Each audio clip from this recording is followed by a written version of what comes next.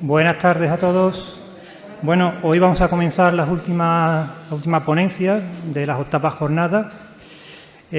Hoy nos acompaña José María Miura Andrade, que ya ha conocido aquí en el pueblo porque ha participado en varias de las jornadas sobre historia de Marchena.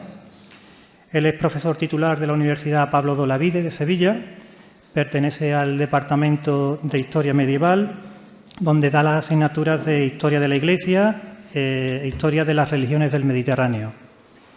Hizo su tesis doctoral en el 1996 sobre las órdenes mendicantes en el Reino de Sevilla durante la Baja Edad Media.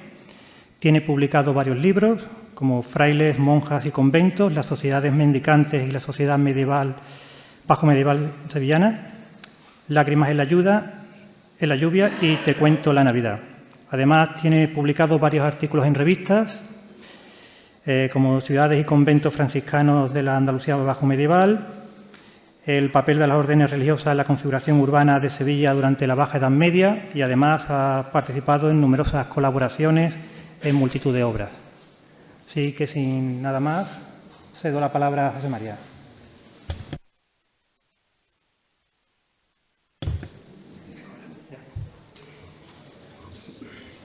Bueno, muchísimas gracias por la presentación, Ángel. Muchísimas gracias por la invitación a Cupamar, en especial a José María Luque, por la invitación que en su momento me cursara para estar en la tarde de hoy aquí con ustedes. Y para mí, pues, un tremendo honor y placer volver a Marchena y hacerlo con un tema de carácter histórico y patrimonial, que es el sentido que tienen las jornadas. Así que estoy feliz, así que muchas gracias por hacerme feliz. No sé cómo acabarán ustedes una vez que yo acabe de hablar, si seguirán ustedes felices o no, pero bueno, yo por lo menos sí lo estoy. Así que muchas gracias por la invitación y muchas gracias por la presentación. Y les voy a hablar a ustedes de ermitas y conventos de Marchena y su relación con la trama urbana. Me he planteado la intervención con, digamos, 3 grandes apartados. Un primer apartado que es una reflexión de cómo vemos el territorio, cómo analizamos el territorio para poder entender la segunda de las partes, que es qué elementos aparecen en ese territorio y condicionan nuestros comportamientos, nuestra manera de percibir el espacio, nuestra manera de comprenderlo y de actuar sobre el mismo. Y una tercera parte que será la resolución de aquella información que se ha volcado en la segunda con todos esos elementos que nos han permitido definir cuál es la trama urbana o cuáles son los elementos que han condicionado, que pudieran condicionar o modificar esa trama urbana. Así que una especie de conclusiones generales sobre el entorno. Y vayamos por el primero de los apartados, la cartografía como fuente histórica. Pues miren ustedes, la lectura de un paisaje urbano presenta numerosos problemas. El primero es lo que sería la identificación de los elementos mínimos de significación, es decir, dentro del volumen del conjunto de elementos urbanos, ¿cuál sería el que tiene algún tipo de transmisión o significación y, por lo tanto, son los que se denominan en la jerga esta que usan los urbanistas y que yo aplico, urbemas, es decir, los elementos que tienen una información mínima diferencial, o, si ustedes quieren, los monemas urbanos. Pues, una vez que podemos identificar esos urbemas, clarificar que no son simples en su análisis, sino que son polisémicos, es decir, son elementos simbólicos que conforman el paisaje y, por lo tanto, esos elementos simbólicos son cambiantes en función del grupo humano, la sociedad o el individuo que realiza la lectura del conjunto. Les voy a poner un ejemplo. Cuando ustedes pasean por la ciudad llegan a determinados lugares, sus vivencias, las suyas, las personales, no las de otros, las suyas, las personales, le hacen percibir una plaza como un sitio amplio o pequeño, se lo hacen percibir como un sitio amable o difícil, o se lo hacen a ustedes percibir como elementos propios porque allí han pasado parte de su vida, han tenido amigos, han tenido conocidos, han tenido experiencia en un espacio determinado. Si no son ustedes, ninguno de esos elementos está presente. Por lo tanto, alguien que acceda por primera vez a ese mismo lugar va a analizar, es decir, va a comprender los urbemas de manera absolutamente diferente a la suya. Así que todo conjunto social interpreta el urbema. En nuestro caso, los urbemas, ya para que vayan ustedes, serían los conventos, los elementos conventuales, las iglesias, las torres, las puertas, las plazas. Esos serían esos urbemas y, por lo tanto, van a realizar lecturas distintas. En tercer lugar, la reconstrucción del contexto en el cual se encuentran esos urbemas. Es decir, no solo tenemos que reconstruir cómo sería, recuerdo, he estado viendo las jornadas online, el análisis que se hizo sobre el convento de Santa Olalla, en la cual hay una reconstrucción del urbema, se llega a levantar incluso la torre, se presentan distintos elementos. Pues bien, si eso es difícil hacerlo con el urbema, imagínense ustedes la dificultad que lleva aparejado reconstruir no el urbema, que nos es conocido porque los muros suelen ser gruesos, suelen permanecer en el tiempo, suelen aguantar los avatares, sino el resto del caserío en el cual el urbema toma significado. No es lo mismo algo que está en un conjunto de casas bajas o casas de 4 o de 5 pisos, que tiene jardines o no tiene jardines. Es decir, el reconstruir todo eso es prácticamente imposible. Y, por lo tanto, conocemos los elementos fundamentales, pero normalmente descontextualizados, es decir, apartados de lo que sería la realidad.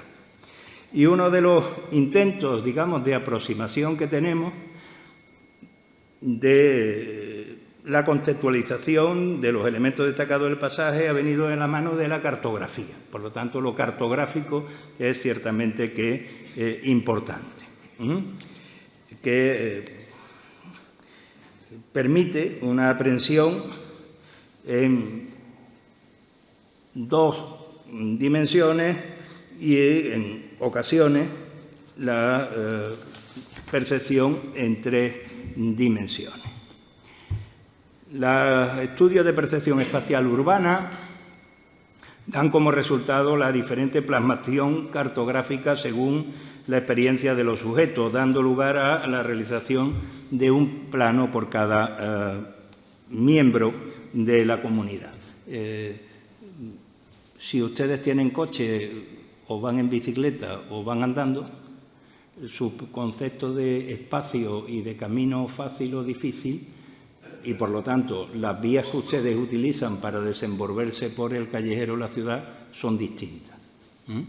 Por lo tanto, todo sujeto tiende a generar un plano, es decir, el camino más corto para ir de un lugar a otro en función de sus condicionantes. Si no puede subir una cuesta, si no puede pasar por aceras estrechas, si tiene una dirección prohibida, eso condiciona automáticamente la percepción que se tiene de lo que está cerca y lo que está lejos, que no tiene nada que ver con las dimensiones reales de distancias medidas en metros.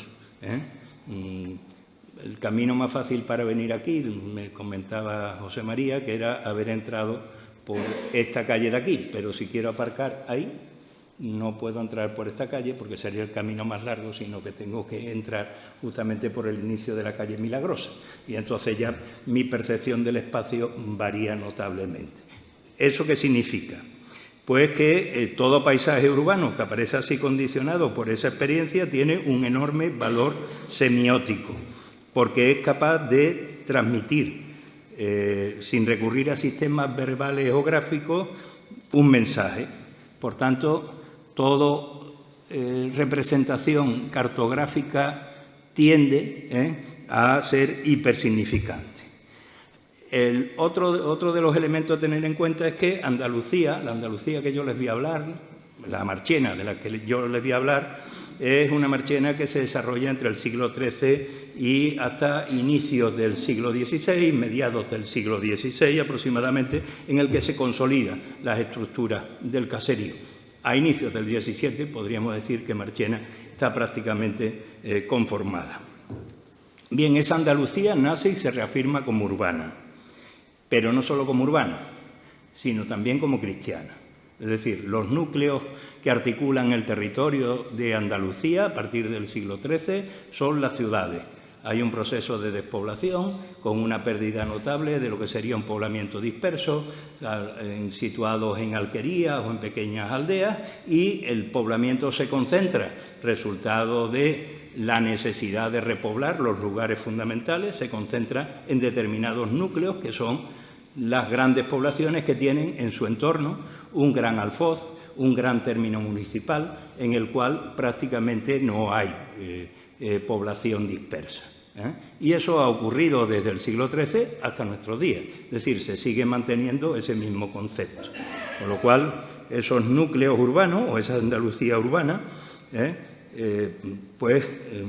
es la que predomina, pero una Andalucía urbana y cristiana, porque ha sido conquistada por los cristianos y ese proceso de conquista cristiano lleva aparejado que se tenga que enfrentar a una Andalucía o a una Marchena previa, una Marchena musulmana, que tiene también sus elementos diferenciales, sus urbemas, que no son los mismos que los de la Andalucía cristiana, porque no van a tener iglesias, van a tener mezquitas, no van a tener torres campanarios, sino que van a tener alminares en los cuales se sube el almohedano a realizar la oración, por poner ejemplos simples. Por lo tanto, los elementos conformadores del paisaje urbano cristiano, iglesias, monasterios, conventos, ermitas, necesariamente van a incidir con más fuerza en la imagen de la ciudad y en la percepción del espacio que otros, y eso condiciona al conjunto de núcleos urbanos.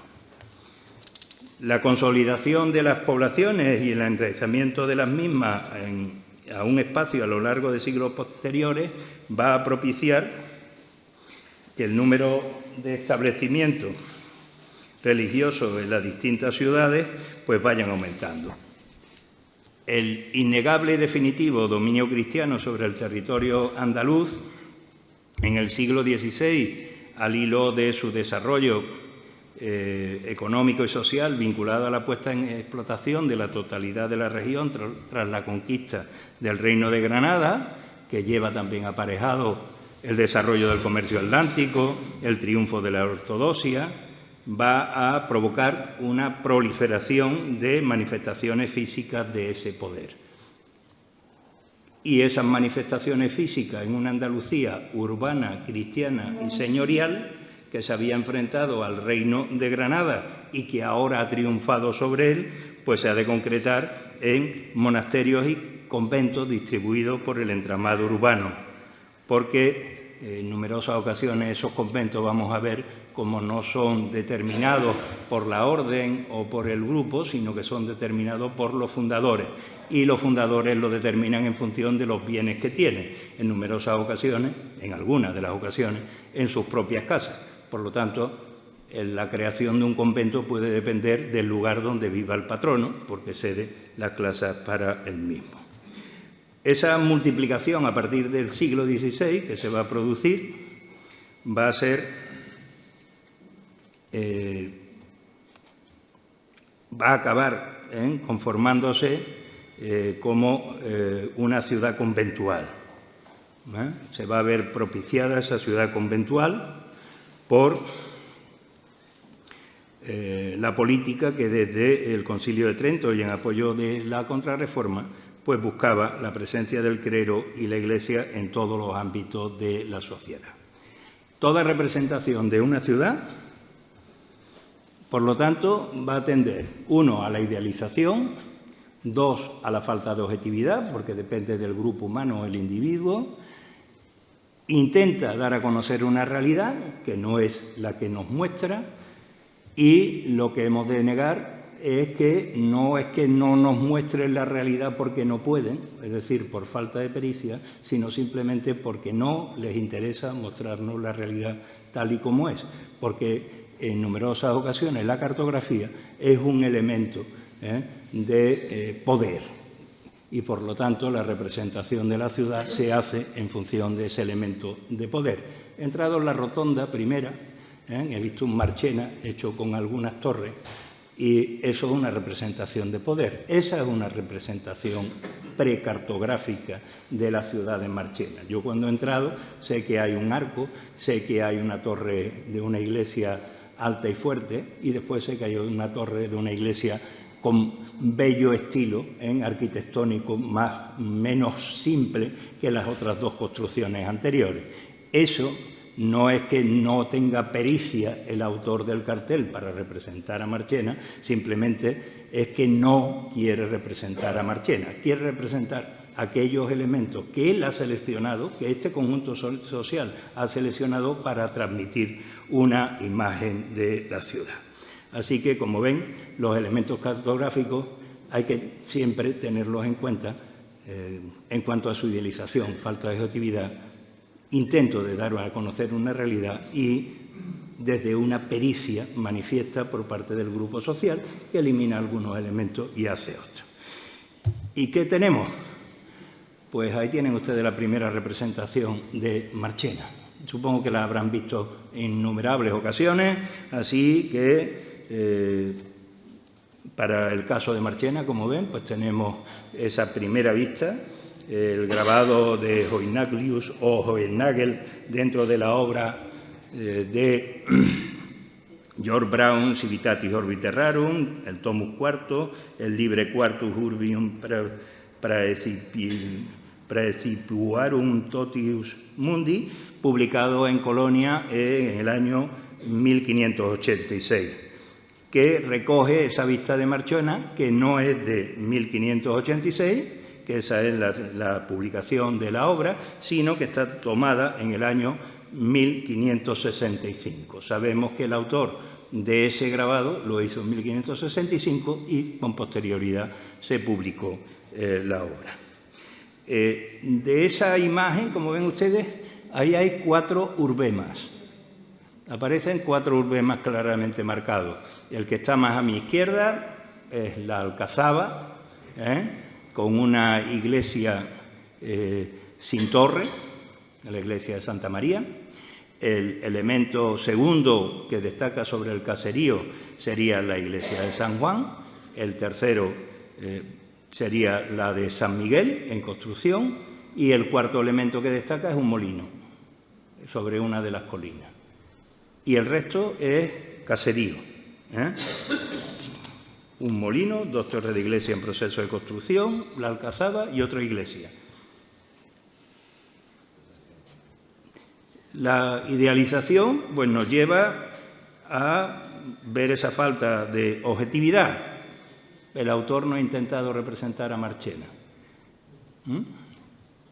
Nos presenta una ciudad peculiar. Ahí tienen ustedes una ampliación. Miren el caserío, es un caserío uniforme, no diferenciado. No hay ningún elemento claro que se perciba. Así que solo se representa aquello que tiene interés, y lo que tiene interés son, en este caso, las iglesias. Básicamente la iglesia y después el molino.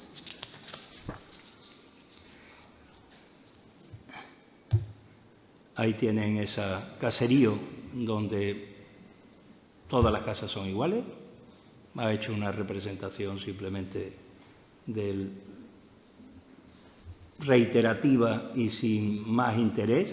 No le interesa cuáles son los elementos ni las casas fundamentales, ni importantes. Desprecia, por decirlo de alguna manera, ese caserío, justamente porque el caserío no transmite ni es importante. Le interesa la Alcazaba, a la cual se centra y se destaca sobre el conjunto, y esas iglesias que van a aparecer. sin lugar a dudas, si queremos conocer cómo era Marchena, tenemos que conocer las iglesias, porque de los 4 elementos destacados de ese grabado, 3 de ellas son iglesias. ¿Y cuáles son esas iglesias que tiene Marchena, o que empezó a tener Marchena y ha seguido teniendo? Pues bien, Marchena va a contar, ese es un plano donde les voy a explicar algunos de los símbolos, porque ahí están prácticamente, no están todos, pero prácticamente, porque los que están fuera del caserío no los he marcado al completo. Ahí aparecen en color verde como una flechita, no sé si con este no se marca, ¿no? No. Bien, verde, una flecha de color verde serían las iglesias, son 4. Sería la de San Juan, la de Santa María de la Mota, la Alcazaba, la de San Miguel y la de San Sebastián, que aparecen fuera del recinto murado, 2 de ellas, la de San Miguel y San Sebastián, establecidos en los respectivos arrabales. Aparecen 6 conventos masculinos, que son las flechas, las cruces que tienen color azul. Estarían fuera de plano, el de Santa Eulalia, que está fuera del plano, y creo que ahora explicaré algo de Santa Eulalia, creo que no se le ha explicado a ustedes bien la cosa en las 2 horas y pico que dedicaron el último día, así que me voy a ahorrar, como ustedes comprenderán, hablarles más de Santa Eulalia, pero bueno, la situamos fuera de plano. Después tenemos a San Agustín, San Francisco, San Pedro, los santos ángeles y la Encarnación, que serían los 6 masculinos. Hay 3 cruces rojas, que son las 3, representarían a los 3 conventos femeninos. Este mismo mapa lo voy desglosando paso a paso, simplemente para que tengan ustedes la leyenda de qué es lo que vamos a ver. A ver, las 3 cruces rojas significarían los 3 conventos femeninos, el de la Purísima, en la Alcazaba, el de San Andrés y el de Santa Clara, que serían las 3 cruces rojas. Y después verán ahí unas cosas en amarillo. Los de amarillo son, si son flechas, son las ermitas, que en este espacio no caben, y por lo tanto hay muchas ermitas que vamos a ver fuera también de plano, por lo tanto no las he marcado, y unas cruces amarillas que significan traslados conventuales, es decir, sitios donde estuvieron algunos de los conventos antes de trasladarse al sitio que hoy ocupan, que tampoco aparece el lugar que ocupamos, que también fue ermita y fue sitio donde estuvo un convento que después se trasladó, pero aparecería fuera de plano. Bien, pues vayamos a ver cuáles son esas iglesias seculares, que son esas 4 que tienen ustedes ahí. San Juan.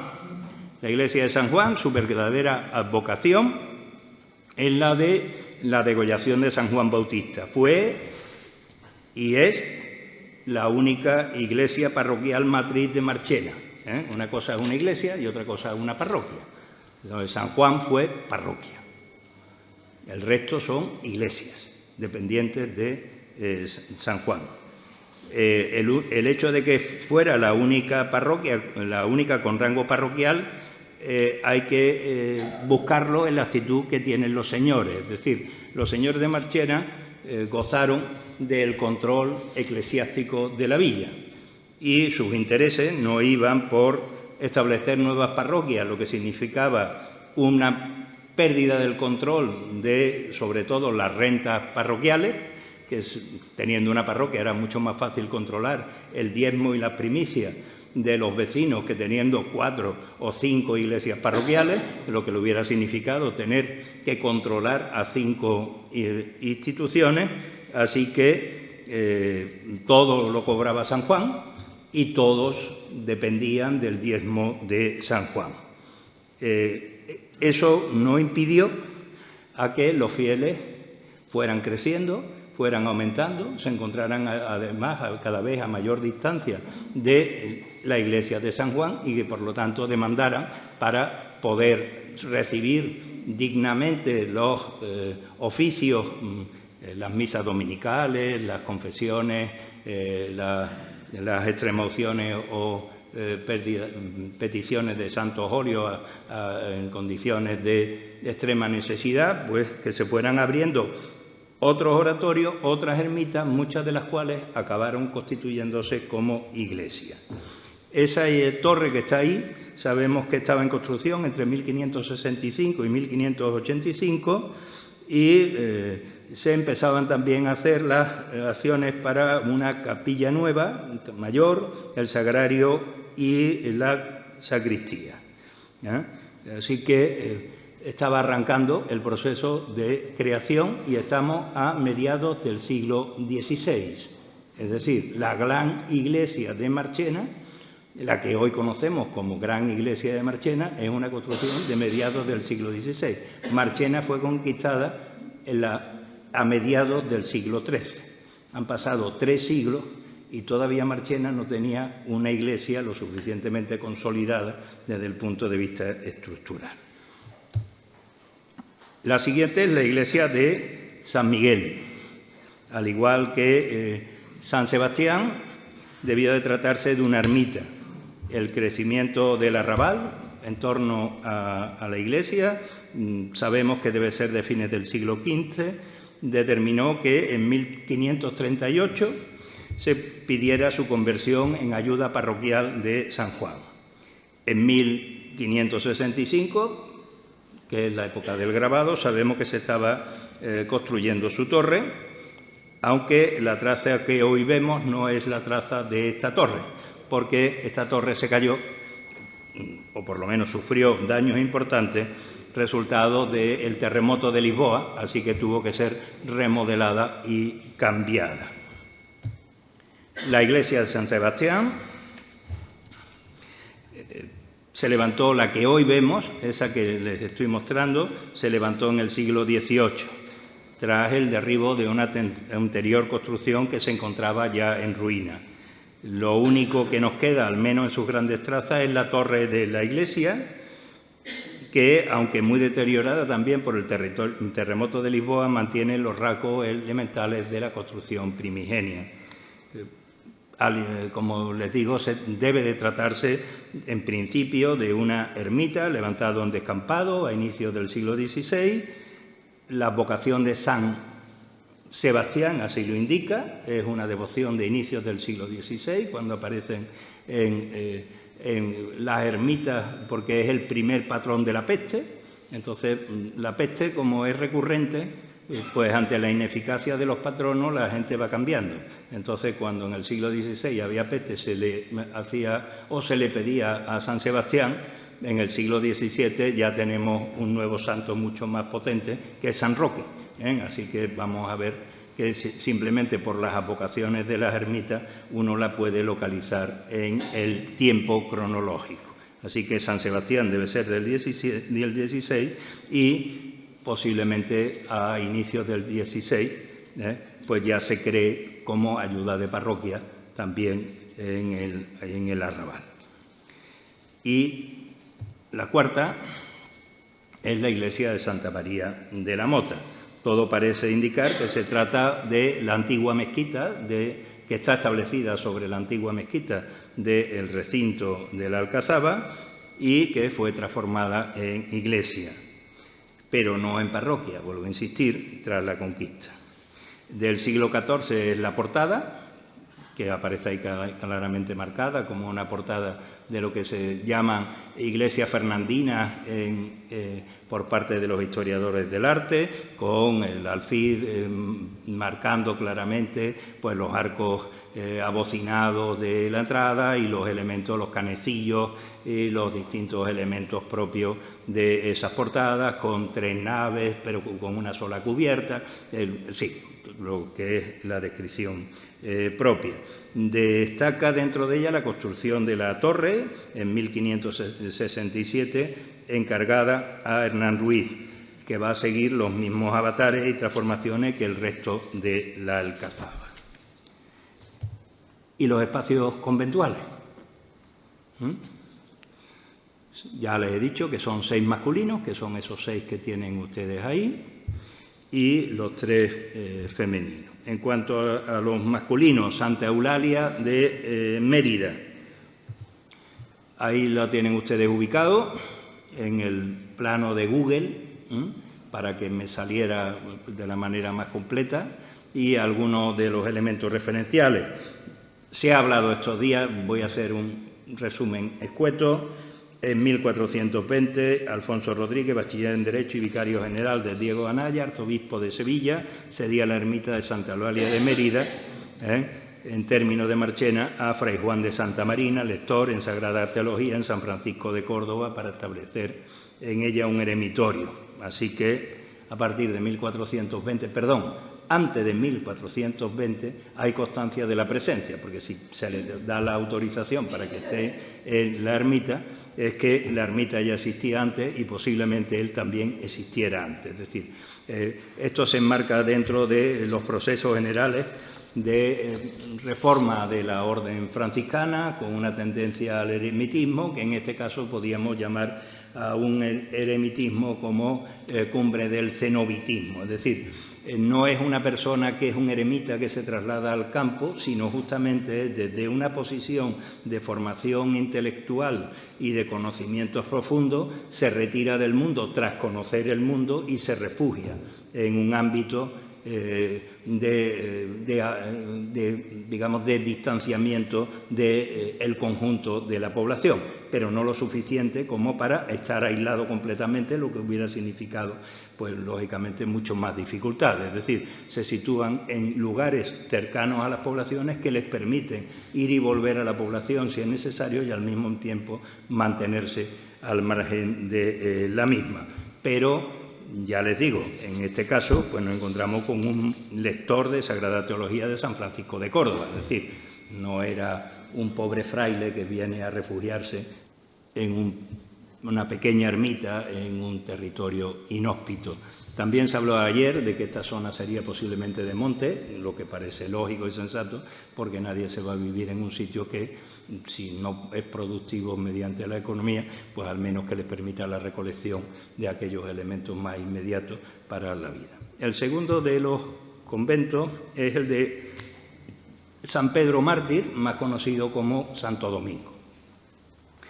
Se creó bajo la advocación de San Pedro Mártir y su origen lo tiene en la fundación del clérigo Bartolomé Sánchez de Bonilla, quien en 1517 hizo donación irrevocable de sus casas, es decir, establece el convento sobre sus casas que se encontraban en la plaza de la Fuente Vieja, no en el sitio donde está hoy San Pedro, sino en la Fuente, en la plaza, creo que es, plaza de la Constitución.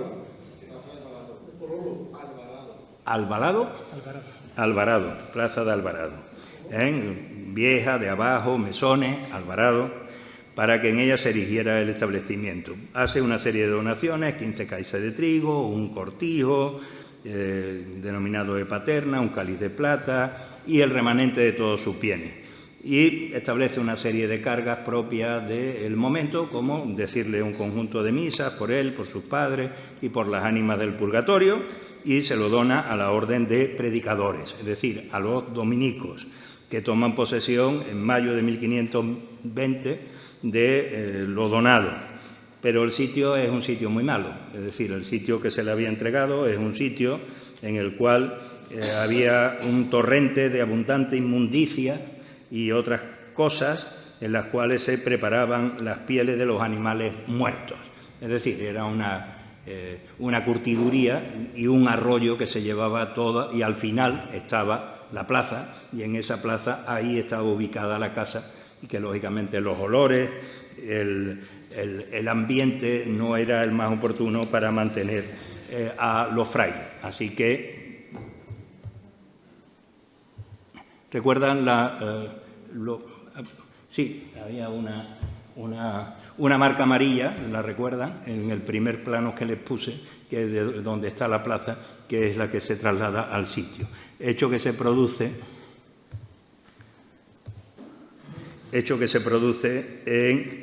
en 1520, en el cual pues, se busca un nuevo patrono, y en este caso ese nuevo patrono es el duque, que lo dotó en sus testamentos con 23.000 maravedíes de juro en Arcos y Marchena.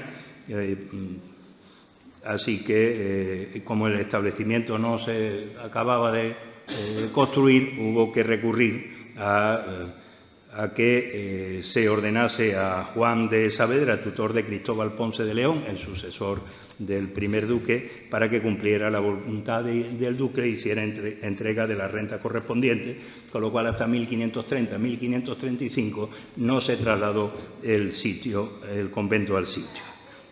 La importancia que tiene este convento es que, a partir de ese instante, el centro, digamos, de lo que serían los enterramientos del linaje de los Ponce de León se traslada desde San Agustín de Sevilla a San Pedro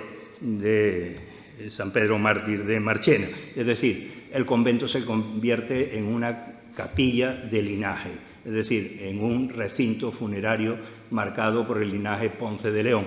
De ahí la enormidad del presbiterio, porque el presbiterio estaba destinado, la cabecera de la iglesia estaba destinado a guardar los restos del linaje y, por lo tanto, la grandeza de esa cabecera debería de corresponder con el linaje. Ahí se enterró don Rodrigo Ponce de León, el primer duque, don Cristóbal Ponce de León, el segundo duque, don Rodrigo Ponce de León, el tercer duque, y algunos parientes hasta llegar al siglo XVII. Así que es un convento importante en Marchena y muy vinculado a la casa de los Ponce de León. San Francisco debe su fundación a Diego Núñez de Prado y Juana Blázquez, que tenían también una casa y dentro de la villa, y es el primer convento que se establece dentro de las murallas de Marchena, porque los dos conventos anteriores son conventos situados extramuras.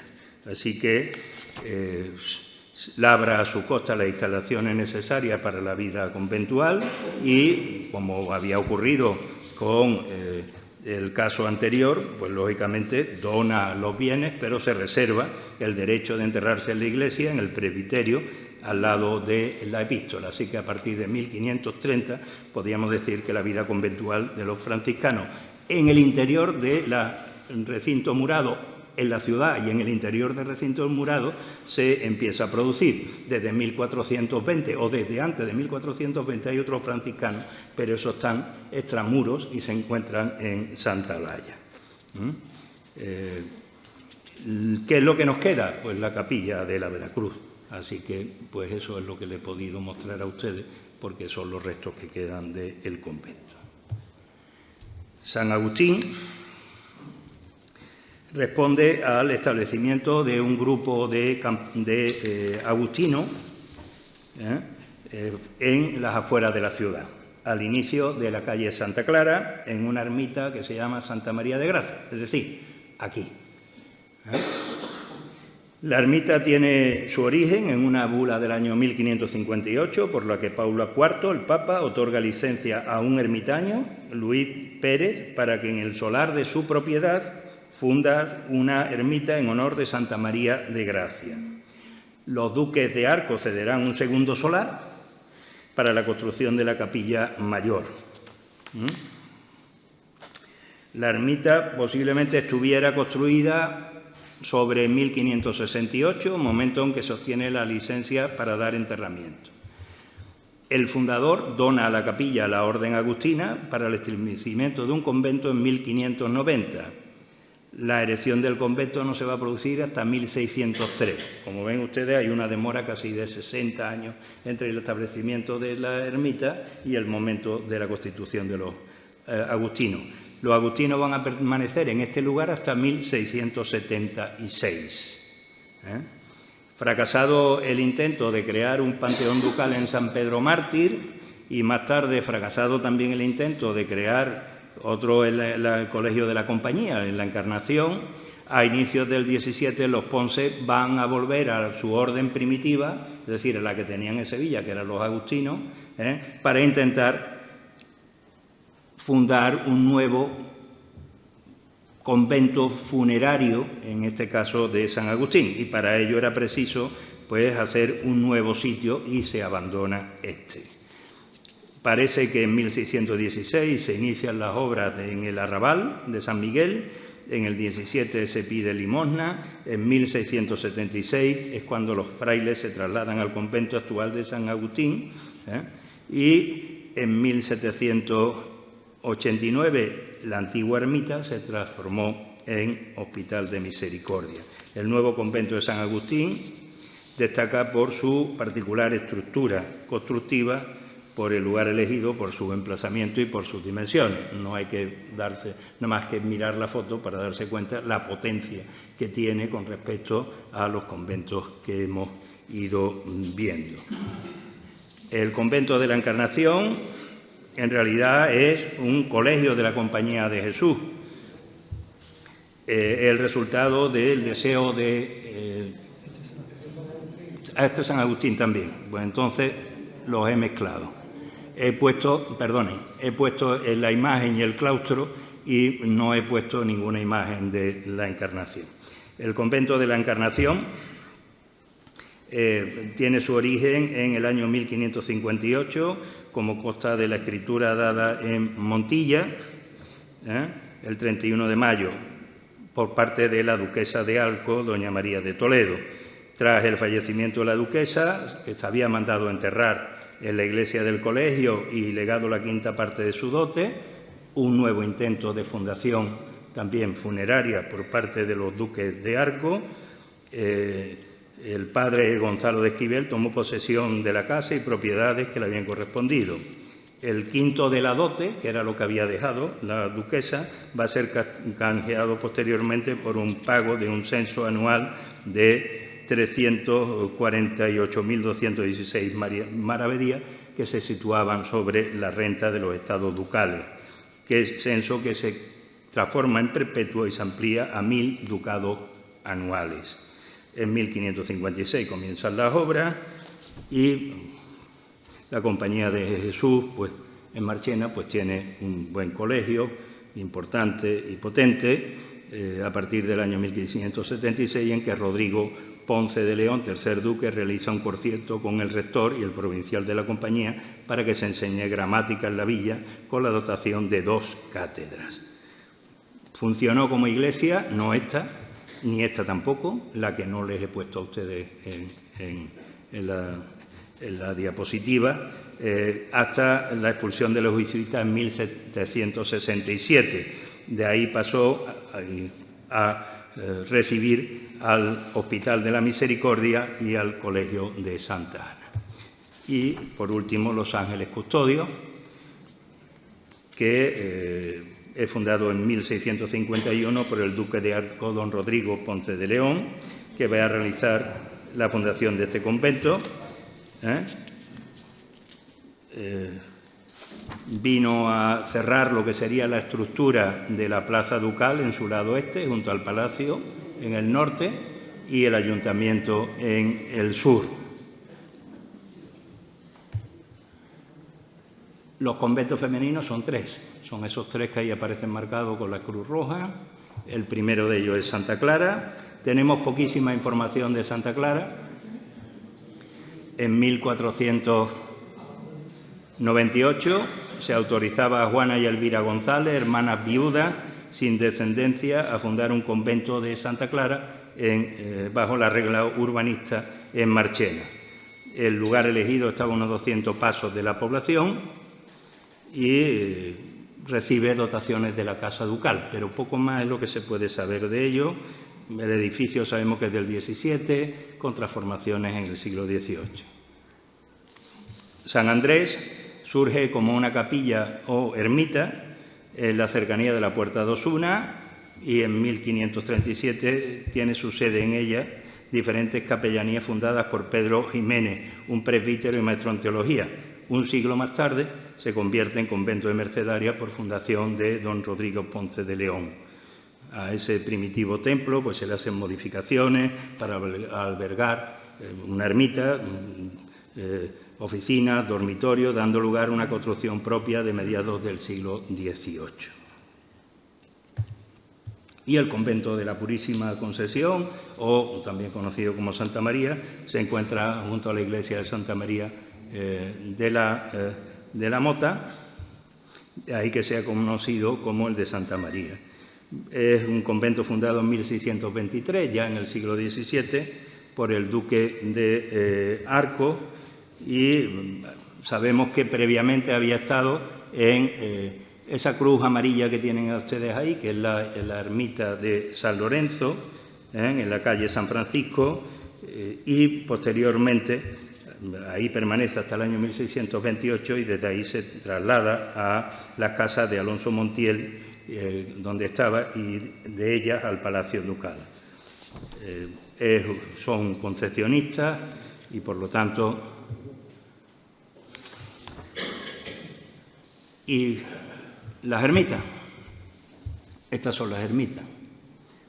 Vamos a hacer un recorrido rápido porque prácticamente hemos hablado de ella en su proceso de transformación, en su inmensa mayoría, del convento.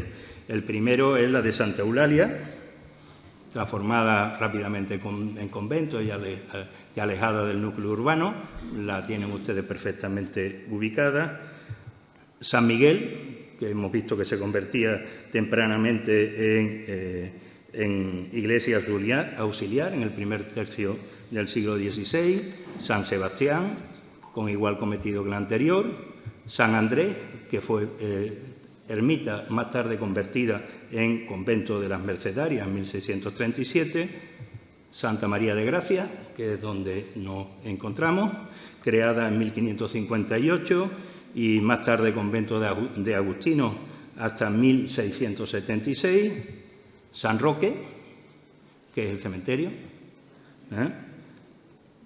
de cuya existencia sabemos desde mediados del siglo XVI y es prolongación del viario de Santa María de Gracia en el mismo eje de Santa Clara. San Lorenzo, a la que hemos hecho referencia como estado intermedio antes de que las concepcionistas se trasladaran a la Mota, junto a Santa María. Santa Justa y San Albín, que yo no he conseguido localizarla y, por lo tanto, les pongo a ustedes que la única referencia que tenemos es que sabemos que estaba cerca de la puerta de Écija y en un sitio descampado. Esperemos que en algún momento quizás surjan algunos restos que nos permitan ubicarla. Y la última, San Ginés, hacia Morón San Sebastián, mandada reparar en 1692 y que se ha conservado como parte de una almazara, de una hacienda de olivar. ¿Y cuáles son los grandes ejes de expansión? Pues miren ustedes, en el momento de la conquista, solo dos elementos eclesiales se hacían presentes en Marchena. La iglesia de San Juan, que es la que se transforma en parroquia, y la iglesia de Santa María, ambos situados en la parte de la Alcazaba, en la parte alta de la ciudad, y usada para dar servicios religiosos, una a la Alcazaba y otro al recinto murado y, por lo tanto, protegido. A fines del siglo XVII, el número de iglesias seculares, como hemos visto, eran 4, 9 conventos, un número similar de ermitas, más las capillas de hospitales que prácticamente cubrían la totalidad del entramado urbano. No obstante, ese crecimiento, que podía haber pensado uno que desde el núcleo central se iría expandiendo de manera concéntrica, no lo fue así. Es decir, ese crecimiento no fue concéntrico, sino que tuvo una serie de ejes que fueron los principales y que marcaron. Las primeras extensiones urbanas en forma de arrabales desde la Medina se habían dirigido a los ejes de comunicación marcados por la Puerta de Morón, donde aparece San Sebastián y aparece Santa Clara, y desde mediados del siglo XVI tendríamos consolidado ese sector, y la de Sevilla, con idéntica evolución, a la ermita de San Miguel, más tarde iglesia de San Miguel, y en ese mismo sector, en el primer tercio del siglo XVI, se asienta el convento de San Pedro Mártir. Convento que se asienta primero donde está la cruz amarilla, ahora sí aparece, en la fuente. Y desde ahí es trasladado más cercano a la puerta de Sevilla. Y la zona de la puerta de Osuna no tiene ningún tipo de extensión y tampoco lo tendrá, por supuesto, la zona de la puerta ni de Carmona ni de Écija, pero ahí hay un motivo, digamos, topográfico en que marca que el caserío no se extendiera en esa dirección, aunque sabemos que hacia la puerta de Écija, en el llano, aparecerían esa ermita de Santa Justa y San Albín. Los grandes ejes de expansión se van a consolidar en el siglo XVII. Ya hemos visto cómo nacía el que partía de la puerta de Osuna, con el cual aparece San Andrés, la ermita de San Andrés. En el de Morón San Sebastián se refuerza la presencia en ese eje con la presencia de San Ginés. El de San Pedro Santa Clara se reforzaría la presencia con Santa María de Gracia, el lugar donde nos encontramos, que se va a convertir en convento más tarde, y San Roque en un lateral, que sería el cementerio. Y por último, en la zona de la Plaza Vieja, la calle Mesones, aparecerían el convento de San Agustín, trasladado desde el lugar que nos encontramos, y aparecería también el Hospital de la Misericordia como grandes elementos para cubrir todo ese sector y fortalecerlo. Los periodos de expansión también nos hablan de cosas. La frontera con Granada, que va a durar hasta 1492, por dar una fecha tópica, pues va a impedir prácticamente que se desarrolle la ciudad de Marchena.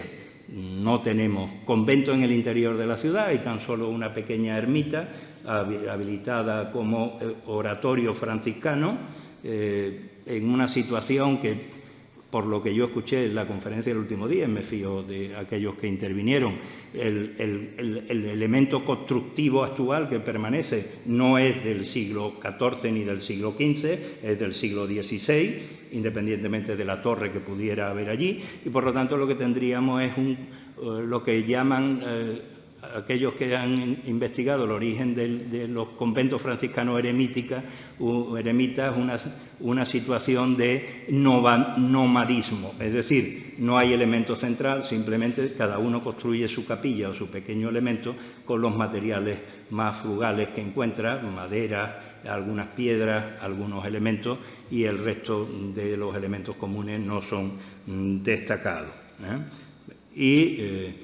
Tras la conquista de Granada y el fin de la Reconquista, eso va a suponer el crecimiento económico y poblacional del territorio. Se ha terminado el gran peligro. Las tierras de la campiña, que podían ser asoladas por las razias de los musulmanes de Granada, aparecen como tierras que llevan al menos 3 siglos o casi 3 siglos en barbecho, 2 siglos y medio en barbecho, con lo cual la riqueza y la potencia de ese campo, que ahora se puede trabajar sin dificultad, dedicarlo no a la ganadería, sino a la agricultura, pues va a suponer un rompimiento del poblamiento, y casi todos los conventos que hemos visto son de ese periodo de inicios del siglo XVI. Pero es que además en ese periodo justamente se produce otro proceso, que es el proceso de interiorización del poder señorial. Hasta el reinado de los Reyes Católicos, prácticamente los señores habían ostentado el control de sus señoríos, pero con funciones de hacer base en ellos para controlar las grandes ciudades andaluzas. Las grandes ciudades andaluzas en ese momento son Écija, en el ámbito en el que nos encontramos, Écija, Sevilla y Córdoba. Y entonces los grandes linajes lo que pretendían era asentarse en las ciudades. Con la llegada de los Reyes Católicos hay un proceso de expulsión del control de las grandes ciudades que quedan en manos del realengo, que lo estaban, pero digamos no solamente formal, sino efectivo, con la expulsión de los linajes de las ciudades. Eso no quiere decir que salieran todos los linajes o perdieran sus casas, pero dejaron de participar en el control político de las ciudades. ¿A cambio qué le dieron los reyes católicos? Pues el control político de los estados señoriales, es decir, una interiorización del poder señorial. Hagan ustedes los mismos que yo hago en mi realengo, háganlo ustedes en sus señoríos. ¿Y qué hacían los reyes en su realengo? Construir edificios para dar prestigio y valor al linaje. Y a eso fue lo que se dedicaron los Ponce de León en el caso de Marchena. ¿Y dónde? Pues donde tenían su palacio. Es decir, que hay una concentración, sobre todo a partir del siglo XVII, una concentración de edificios vinculados a la alcazaba, intentando hacer de esa alcazaba el centro de la representación del poder, que ya no era una representación del poder militar, que era lo que había servido para la constitución del señorío, sino de la representación del poder de la cultura y de la Iglesia. Y, por lo tanto, los elementos son elementos culturales y elementos religiosos que se establecen en el entorno.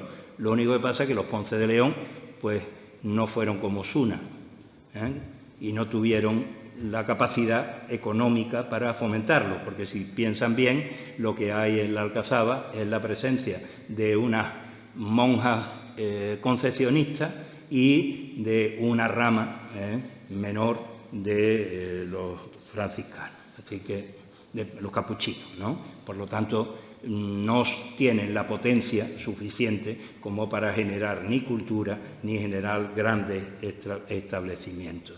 Pero aún así, resultado de estos tres procesos, la inexistencia de conventos, el rompimiento de los conventos aprovechando la bonanza del crecimiento económico y la concentración e interiorización del poder señorial, se va a constituir una ciudad absolutamente conventual. Una ciudad donde abandonamos esta visión que tenemos, porque esta es una visión de mediados del XVI. La ciudad conventual, en el caso de Marchena, se constituye mucho más lentamente. Se va a constituir sobre todo a partir del siglo XVII, finales del XVI, inicio del XVII, que es la cadencia, con ese proceso expansivo.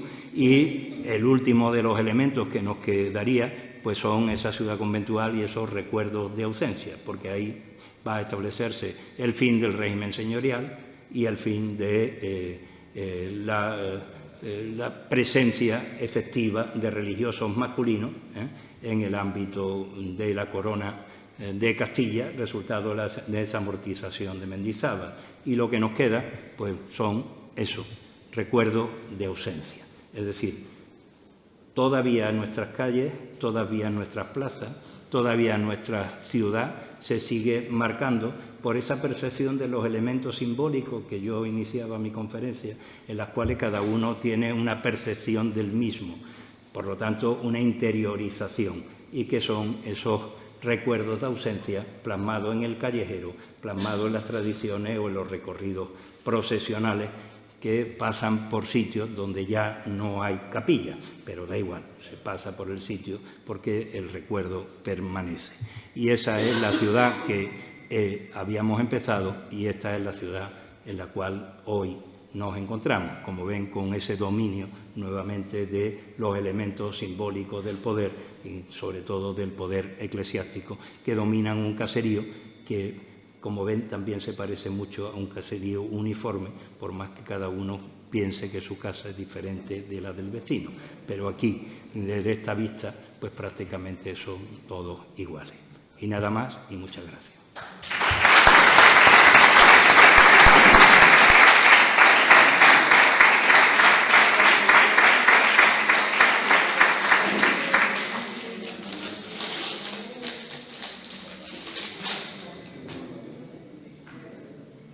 Pues muchísimas gracias.